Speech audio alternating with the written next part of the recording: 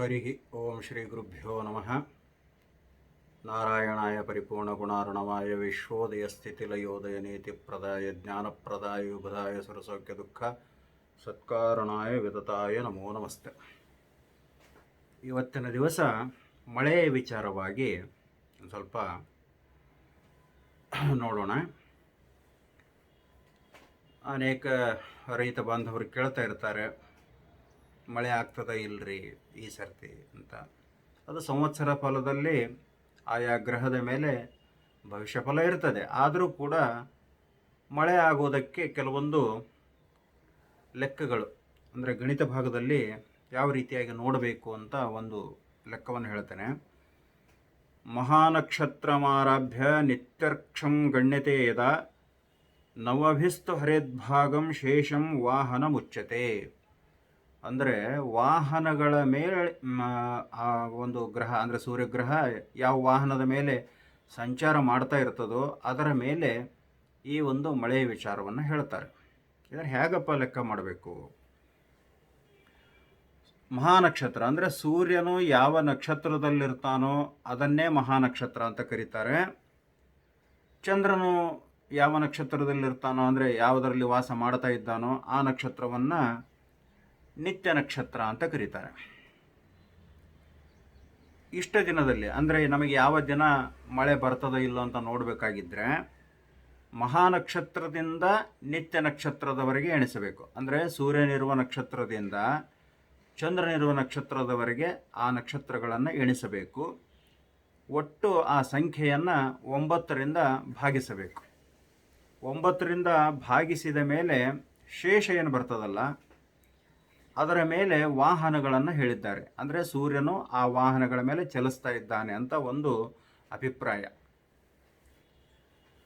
ಅಖುಮಂಡೂಕ ಜಂಬುಕಾಮೇಶ ಮಯೂರಕಸ್ತತ ಮಹಿಷೀಖರಹಸ್ತಶ್ವ ಇತ್ಯೇತೆ ವಾಹನ ಸ್ಮೃತಃ. ಅಂದರೆ ಶೇಷ 1 ಬಂದರೆ ಇಲಿ, 2 ಬಂದರೆ ಕಪ್ಪೆ, 3 ಬಂದರೆ ನರಿ, 4 ಬಂದರೆ ಕುರಿ, 5 ಬಂದರೆ ನವಿಲು, 6 ಬಂದರೆ ಎಮ್ಮೆ, 7 ಬಂದರೆ ಕತ್ತೆ, 8 ಬಂದರೆ ಆನೆ, 9 ಅಥವಾ 0 ಬಂದರೆ ಕುದುರೆ. ಇವೇ ಆ 9 ವಾಹನಗಳು. ಇವುಗಳಲ್ಲಿ ಮೊದಲ 3 ವಾಹನಗಳಲ್ಲಿ ಸೂರ್ಯನು ಕುಳಿತಿದ್ದರೆ ಮಳೆಯು ಏರ್ಪಡುತ್ತದೆ. ಅಂದರೆ ಮೊದಲ 3 ಯಾವುವು? ಇಲಿ, ಕಪ್ಪೆ, ನರಿ. ಈ ಒಂದು ವಾಹನಗಳಲ್ಲಿ ಸೂರ್ಯನು ಕುಳಿತಿದ್ದರೆ ಮಳೆಯು ಏರ್ಪಡುತ್ತದೆ ಅಂತ ಹೇಳಬೇಕು. ಮಧ್ಯದ 3 ವಾಹನಗಳಲ್ಲಿದ್ದರೆ, ಅಂದರೆ ಕುರಿ, ನವಿಲು, ಎಮ್ಮೆ, ಈ ಒಂದು ವಾಹನಗಳಲ್ಲಿದ್ದರೆ ಮಳೆಯು ಸಂದಿಗ್ಧವಾಗಿದೆ, ಬರ್ಬೋದು ಬರಲಿಕ್ಕಿಲ್ಲ, ಈ ರೀತಿಯಾದಂಥ ಸಂದಿಗ್ಧ ಪರಿಸ್ಥಿತಿ ಇರ್ತದೆ. ಕೊನೆಯ 3 ವಾಹನಗಳಲ್ಲಿ, ಅಂದರೆ ಕತ್ತೆ, ಆನೆ, ಕುದುರೆ, ಈ ವಾಹನಗಳಲ್ಲಿ ಸೂರ್ಯನು ಶೇಷ ಬಂದಿದ್ದರೆ ಸೂರ್ಯನು ಆ ವಾಹನಗಳ ಮೇಲೆ ಚಲಿಸ್ತಾನೆ ಅಂತ ತಿಳಿದುಕೊಂಡು ಮಳೆಯು ಬರುವುದಿಲ್ಲ ಅಂತ ಹೇಳಬೇಕು. ಈ ರೀತಿಯಾಗಿ ಮಳೆಯ ವಿಚಾರದಲ್ಲಿ ಇದೊಂದು ಸಣ್ಣ ಗಣಿತ. ಪ್ರಯತ್ನ ಮಾಡಿ ನೋಡ್ರಿ. ಹಿರಿಯರು ಕೊಟ್ಟಿರುವಂಥ ಈ ಒಂದು ವಿಚಾರ ಮಳೆಯನ್ನು ಕಂಡುಹಿಡಿಯಲಿಕ್ಕೆ, ಈಗಿನ ಹಾಗೆ ಹವಾಮಾನ ಇಲಾಖೆ ವತಿಯಿಂದ ಮನ್ಸೂನ್ ಗಾಳಿಗಳು ಬರುತ್ತದೆ, ಅಲ್ಲಿಂದ ಮಳೆ ಮೇಘಗಳು ಬರ್ತಾ ಇವೆ ಅಂತ ಹೇಳುವಂಥದ್ದನ್ನು ಎಷ್ಟೋ 1000 ವರ್ಷಗಳ ಹಿಂದೆ ನಮ್ಮ ಸನಾತನ ಋಷಿಗಳು ಕಂಡುಕೊಂಡಿರುವಂಥ ಈ ಒಂದು ಜ್ಯೋತಿಷ್ಯ ಪಂಚಾಂಗ ವಿಜ್ಞಾನದಿಂದ ನಾವು ಮಳೆಯ ವಿಚಾರವಾಗಿ ಇನ್ನೂ ಅನೇಕ ಇದೆ. ಆರಿದ್ರ ನಕ್ಷತ್ರ ವಿಚಾರವಾಗಿಯೂ ಮಳೆಯನ್ನು ನೋಡ್ತಾರೆ. ಹಾಗೆ ನೀರಾದಿ ನಾಡಿಗಳು, ಅಂದರೆ ಜಲನಾಡಿಗಳು 7 ನಾಡಿಗಳು ಬರ್ತದೆ. ಚಂಡ, ವಾತ, ದಹನ, ಸೌಮ್ಯ, ನೀರ, ಜಲ, ಅಮೃತ ಅಂತ.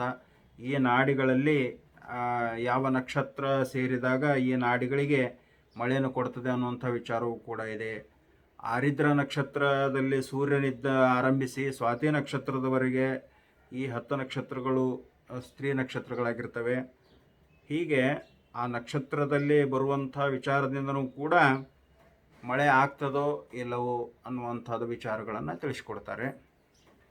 ಸುಮ್ಮನೆ ಒಂದು ತಮ್ಮ ಜ್ಞಾನಕ್ಕಾಗಿ ಈ ಗಣಿತದ ಒಂದು ವಿಚಾರವನ್ನು ತಮ್ಮ ಹತ್ತಿರ ಹಂಚಿಕೊಂಡಿದ್ದೇನೆ. ದಯವಿಟ್ಟು ಎಲ್ಲರೂ ಕಮೆಂಟ್ ಮಾಡಿರಿ. ವಿಶೇಷವಾಗಿ ಯಾವುದಾದ್ರೂ ಸಮಸ್ಯೆಗಳಿಗಿದ್ದರೆ ಮೇಲೆ ಈ ಕೊಟ್ಟಿರುವಂತಹ ನಂಬರಿಗೆ ಕರೆ ಮಾಡಿರಿ. ಫ್ರೀ ಇದ್ದಾಗ ನಿಮಗೆ ಖಂಡಿತವಾಗಿ ಉತ್ತರ ಕೊಡ್ತೇನೆ. ಕಮೆಂಟ್ ಮಾಡಿದಾಗ ಕಮೆಂಟಿಗೆ ಉತ್ತರ ಕೊಡಲಿಕ್ಕೆ ಪ್ರಯತ್ನ ಮಾಡ್ತೇನೆ. ಅಲ್ಲೂ ಕೂಡ ನೀವು ಪ್ರಶ್ನೆಗಳನ್ನು ಕೇಳ್ಬೋದು. ಎಲ್ಲರೂ ಸಬ್ಸ್ಕ್ರೈಬ್ ಮಾಡಿರಿ, ಲೈಕ್ ಮಾಡಿರಿ. ಪ್ರೋತ್ಸಾಹ ಕೊಟ್ಟರೆ ಈ ಒಂದು ಚಾನಲನ್ನು ಬೆಳೆಸ್ಕೊಂಡು ಹೋಗ್ತೇನೆ ಅಂತ ಹೇಳ್ತಾ ಎಲ್ರಿಗೂ ಒಳ್ಳೆಯದಾಗಲಿ. ಸರ್ವೇ ಜನ ಸುಖಿನೋ ಭವಂತು. ಶ್ರೀಕೃಷ್ಣಾರ್ಪಣಮಸ್ತು. ಹರೇ ನಮಃ.